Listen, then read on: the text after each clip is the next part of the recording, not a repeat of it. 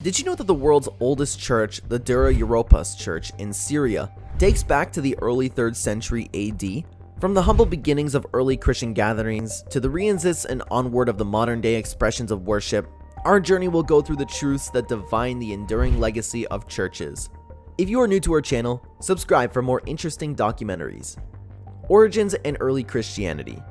First, let's all go back in time to the streets of ancient Judea, where a humble carpenter of the Nazareth began a revolution that would change the course of human history forever. In the 1st century AD, a man named Jesus of Nazareth was traversing the countryside, preaching a message of love, compassion, and redemption. But who'd have thought this preacher would ignite a spark that would blaze into a global phenomenon known as Christianity? The words of Jesus resonated with a power and clarity that shook the foundations of religious establishment of his time. He challenged the status, overturned tables in the temple, and spoke of a kingdom not of his world.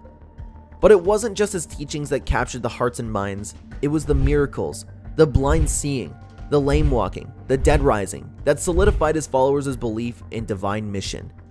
And when the Roman authorities crucified Jesus, his disciples thought it was the end. Little did they know, it was just the beginning. 3 days later, according to Christian belief, Jesus rose from the dead, appearing to his followers and commissioning them to spread his message to the ends of earth. And so, the early Christians, fueled by a genuine faith and a newfound sense of purpose, set to do just that. During the time of ancient Rome, these early Christians faced persecution and martyrdom for their beliefs. Yet, despite the odds stacked against them, the message of Jesus continued to spread like wildfire, transcending social boundaries and cultural barriers. Now, fast forward to a few centuries to the reign of the Emperor Constantine the Great. Legend has it before this significant battle, the emperor saw a vision of a cross in the sky with the words, "In this sign you shall conquer." Inspired by this divine intervention, Constantine legalized Christianity and became its patron, forever altering the course of history. But with the official recognition came theological debates and doctrinal disputes. The early Christians grappled the questions of Christ's nature, the Trinity, and the nature of salvation, leading to the covering of the famous Council of Nicaea in 325 AD. Development of church doctrine and formation of church. With the faith gaining official recognition under the Emperor Constantine, theological disputes erupted, threatening to fracture the unity of believers. On one side stood Arius, a persuasive priest of Alexandria, advocating for the belief that Jesus, while divine, was created by God and therefore subordinate. Opposing him was Anthelius, a staunch defender of orthodoxy, proclaiming eternal co-equality for Father and the Son. The Council of Nicaea in 325 AD was a gathering of bishops and theologians convened to resolve the conflict. In the hallowed halls of this council, among the speeches and fervent prayers, the fate of Christian doctrine hung in the balance. The verdict was delivered with astounding clarity. Arius' teachings were condemned as heresy, and the Nicene Creed was formulated to affirm the Orthodox belief in the Trinity, Father, Son, and Holy Spirit, co-equal and co-eternal. But the journey of doctrinal development continued. Centuries later, the Church faced new challenges and controversies. The Great Schism of 1054 saw the Eastern Orthodox and Roman Catholic churches part ways over theological and ecclesiastical differences. And let's not forget the seismic shifts that brought by the Protestant Reformation, where figures like Martin Luther and John Calvin challenged the authority of the Catholic Church and advocated for return to biblical doctrine. In the early centuries of Christianity, the organization of church evolved from informal gatherings of believers to a structured hierarchy. Bishops emerged as overseers of local congregations, while priests and deacons assisted in pastoral duties and administrative tasks. This hierarchical structure provided stability and leadership as the faith spread across regions. Church and state. The relationship between church and state has been dynamic and often argumentative in one throughout history. In the Roman Empire, Christianity faced persecution until Emperor Constantine's conversion in the 4th century AD. With Constantine's support, Christianity gained legal recognition, and the church became intertwined with the power of the state. Over the centuries, this relationship fluctuated between cooperation and conflict. During the Middle Ages, the investiture controversy highlighted tensions between the popes and secular rulers over the appointment of bishops and control of church lands.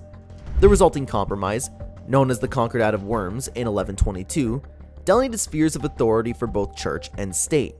The Protestant Reformation in the 16th century further complicated the relationship between church and state. Reformers like Martin Luther challenged the authority of the Catholic Church and advocated for the separation of the church and state. This led to religious wars and political upheaval as rulers grappled with questions of religious freedom and authority. Despite these challenges, moments of cooperation and negotiation also occurred. In 1929, the Lateran Treaty established a Vatican City as an independent state, resolving the long-standing tensions between the Catholic Church and the Italian government. Throughout history, the relationship between church and state has been shaped by contempting interests, power struggles, and the quest for authority. It continues to evolve, reflecting changing social, political, and religious dynamics in societies around the world. Monasticism and religious orders. Monasticism emerged in the early centuries of Christianity as a response to temptations and distractions of the world. Monks and nuns withdrew from society to devote themselves fully to a life of contemplation and devotion. They lived according to strict rules and routines, often spent their days in prayer, work, and study. But monasticism was not just about individual spirituality. It also played a vital role in the broader Christian community. Monasteries served as centuries of learning and culture, preserving manuscripts, copying texts, and transmitting knowledge across generations. As monasticism evolved, different religious orders emerged, each with its distinct charism and mission. The Benedictines, founded by Saint Benedict of Nursia in the 6th century, focused on life of stability, prayer, and work.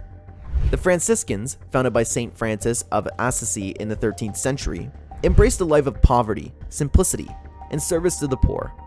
These religious orders became pillars of the church, shaping its spirituality, theology, and mission. They spread across Europe and beyond, establishing monasteries, convents, and missions in far-flung corners of the world. Crusades and Holy Wars. The Crusades were a series of military campaigns launched by European Christians in the Middle Ages with the aim of reclaiming the Holy Land from Muslim control. Inspired by religious enthusiasm and promises of spiritual rewards, thousands of knights, soldiers, and ordinary people embarked on dangerous journeys to the east. But the Crusades were not just about reclaiming territory. Political ambitions, economic interests, and religious zeal also fueled them. The clashes between Christians and Muslims resulted in bloodshed, brutality, and untold suffering on both sides. However, among the chaos and violence, moments of cooperation and cultural exchange also occurred. The Crusaders encountered new ideas, technologies, and cultures in the lands of the East, leading to exchanges in art, science, and philosophy. Church and culture. Throughout history, the church has played a central role in shaping cultural expression, from the magnificent architecture in the cathedrals and churches to the timeless melodies of sacred music. Think of the awe-inspiring masterpieces of the Renaissance art, depicting biblical scenes and saints created to inspire devotion and contemplation. But the relationship between church and culture has not always been harmonious. At times, the church has clashed with secular authorities over matters of morality, censorship, and artistic expression. The trial of Galileo Galilei in the 17th century, for example, highlighted tensions between religious doctrine and scientific inquiry. Yet, despite these challenges, the church has remained a vibrant and influential force in shaping the cultural landscape. Today, we see its influence in the celebration of religious festivals, the preservation of cultural heritage, and the ongoing dialogue between faith and the arts. Challenges and controversies. Among the Great Schism of 1054, where Eastern Orthodox and Roman Catholic churches parted ways over theological and other differences, from the outrageous reign of Pope Alexander VI during the Renaissance to theological debates from the Protestant Reformation, the church has weathered its fair share of storms. The Inquisition of the Crusades and the persecution of heretics are stains on its history, reminding us of the darker chapters of religious intolerance and abuse of power. Yet, between these challenges, moments of renewal and reform have also emerged, such as the Council of Trent in the 16th century, which addressed corruption and doctrinal errors within the church. The Second Vatican Council in the 20th century, which sought to modernize and renew the church for challenges of the modern world. Modern developments. In today's world, the church faces new challenges and opportunities. From dealing with its technology to helping out with social problems like poverty and inequality, churches are finding new ways to stay relevant. But it's not just about what happens inside the church building. Nowadays, churches are also using things like the internet to reach out to more people to get them involved. However, there are some tough things the church has to deal with, like fewer people going out to church and some people not being sure about religion anymore. But no matter what, The church remains an important part of many people's lives, offering support and bringing communities together. Whether it was the early origins of Christianity, the conflicts of the Crusades, or the modern-day challenges, we hope this community has left you with a good understanding of the history of the church. If you haven't already subscribed to our channel, subscribe now.